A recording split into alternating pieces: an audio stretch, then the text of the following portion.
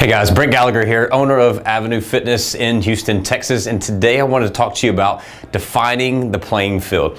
I think sometimes when we talk about our mission, our vision, our strategic plan, our values, what we believe in more than anything, we kind of start to drift away. We start to fall asleep. We start to kind of tune things out because we've heard this so many times before. And I think that's because we just may not fully understand how to put it in, I think, terminology, maybe a language that we can understand on a simple, practical matter here. So what we've done here is we took our beliefs, our core values, if you will, and we just basically called them our playing field. And so today I wanted to walk you through basically what we've done to define our playing field, define our core values, and how we can live them out on a day-to-day basis. Our first one up, what we talk about here is building a community. And that is, yes, that is part of our boundaries here, as part of our core values, but we want to make sure that we put it to a question that we could possibly ask ourselves on a daily basis when it comes to evaluating how well we're doing, or maybe if we're starting to struggle in an area, we look at it and say, am I making connections? Am I walking around the facility? Am I trying to connect with clients on a one-to-one basis? Am I trying to connect with my team? Am I going to try to make connections down maybe in our Pilates space or in our kitchen, where maybe our trainers on the fitness side may not have much interaction with, but are we going out of our way to make those connections? And then are we going out of our way to make connections amongst our own community, getting clients connected to one another that might have some common interest, maybe live in the same street, maybe they work in the same industry, maybe their kids go to the same school, or they're playing the same sport. Next up for us all, we looked at it and say, are we becoming a first-class noticer? And I got this actually from a Harvard Business Review article that I read one time, talking about becoming a first-class noticer. Are you walking around noticing all the small little details? Do you notice when someone walks in the door, how do they feel? Where do they look? Where do they stand? What are they doing? Are they comfortable when they walk in the door? Are they nervous when they walk through your facility? What's happening when people are training? How do people stand? Where are people standing? What's your team interaction like going on? How's that affecting your community? Lots and lots and lots of questions. But our simple question here is what we boiled it down to: am I detail focused? And that's every little small detail. That is that first-class noticer. That's what we would look for in a manager or a leader, so to say, that would step up around our facility to take charge. Rolling into it here, we look at it saying create art. We only have 5 of these beliefs, but this is number 3 here for us. Say creating art. Am I relentlessly creating a unique experience every interaction here?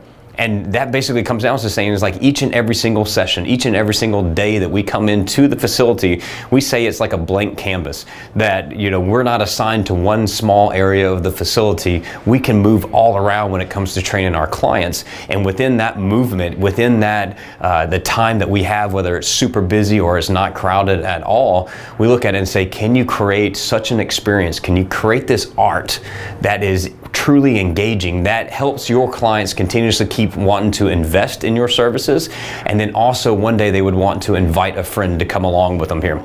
Rounding out number 4 here in this one, saying willingness to sweep the floors. For 8 years of our facility, we've been in business a little over 10 years now, but for 8 years, we all as a team, myself, my wife, and my entire team around us, had basically opportunities to sweep the floors, to clean the bathrooms, to empty the trash cans, to wash the towels, to restock the water cooler. You name it, anything that came to cleaning our facility, we didn't have a staff to do it. So it was one of those things is once we finished up a session, somebody was just grabbing a broom, somebody was grabbing the towels out of the basket, throwing them into the wash, restocking the water cooler. But all of us were willing to do that. And even now, 10.5 years into this, are we still willing to do this? Maybe Diana, the lady that we have that helps us clean and stuff, maybe she missed a spot, or maybe she's left already for the day. Are we still willing to do that? And saying, am I expecting guests? If you have guests coming over to your house, what would you do? You would probably make sure everything's picked up. Probably make sure that the table's looking nice and neat.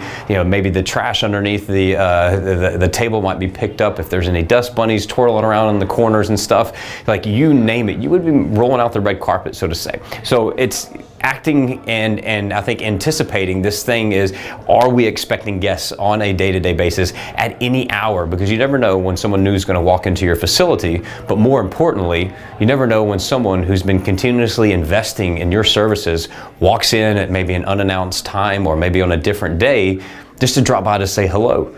And it might be that one time that they go, wow, this place is truly clean no matter what time of day that I come here. Or, you know what, it's only clean in the morning. It's really never truly cleaned in the afternoons.